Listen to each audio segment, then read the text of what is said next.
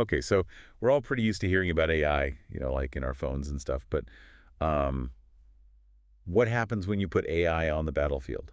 Yeah, that's a whole other ballgame, isn't it? It really is. And you all asked us to deep dive into this article, The Battle for AI Supremacy and Warfare by Alex Wang. Yeah, this is a pretty intense topic, and it's not just about like robots with guns or something, Yeah. Well, This is about like the whole future of warfare and maybe even like the global balance of power. yeah, the stakes are really high here. They are. So let's get right into it. So the thing that really struck me right off the bat was just how much AI is already changing how wars are fought.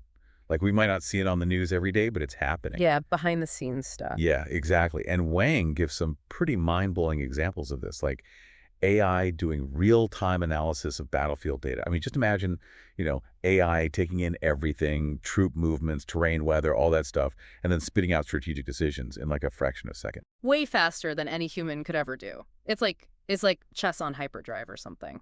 Totally. Yeah. And he mentions like AI-driven artillery systems that are so precise, they make traditional targeting look like, a joke. Yeah, he actually says in the article they make it look like throwing darts blindfolded. That's a good analogy, Yeah. right? And when you combine that kind of firepower with the speed that AI brings to decision making, well, it's a whole new ballgame Yeah, that's scary, and this is all happening right now. right now. And speaking of things happening right now, let's talk about China.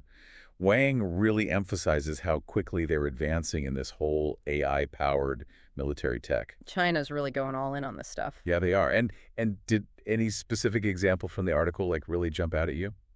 I think for me, it was just how China is like weaving AI into every single aspect of their military. We all hear about autonomous drones, which are obviously a big deal, but Wang also talks about AI optimizing logistics, predicting enemy movements, even helping develop new weapons. Wow, so it's not just about the weapons themselves, it's about the entire strategy. Exactly. It's like they're building a whole military strategy around AI. It's almost like, those pivotal moments in history where like a new technology comes along and completely changes how wars are fought.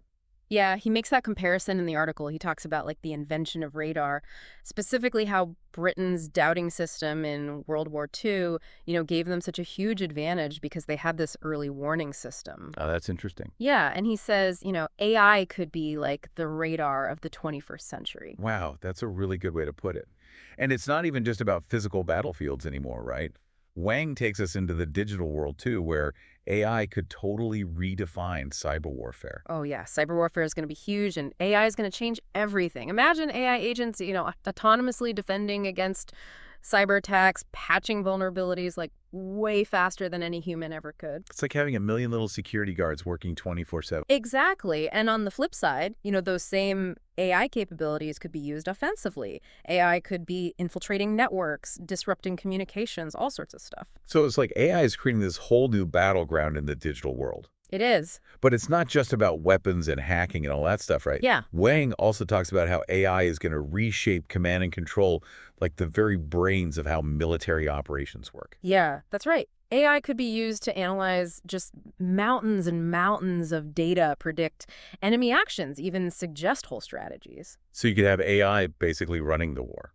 It's possible, and that raises a lot of questions, obviously. Like, imagine a world where wars are fought preemptively based on what some algorithm dictates. That's a pretty scary thought. Yeah, it is. And this all leads into another really important point that Wang brings up, which is the potential for authoritarian regimes using AI to solidify their power. Yeah, that's something that we all need to be thinking about. For sure. It's like the big question, right? Is all this AI development ultimately leading us towards like a more peaceful and secure future, or is it leading us somewhere else entirely? Right, right. So just to kind of recap here, we've got AI revolutionizing warfare on land, sea, air, and even cyberspace. We've got China pushing really hard to be the leader in this stuff, and the stakes are just incredibly high for everyone. It's a lot to process. Is this truly AI for good?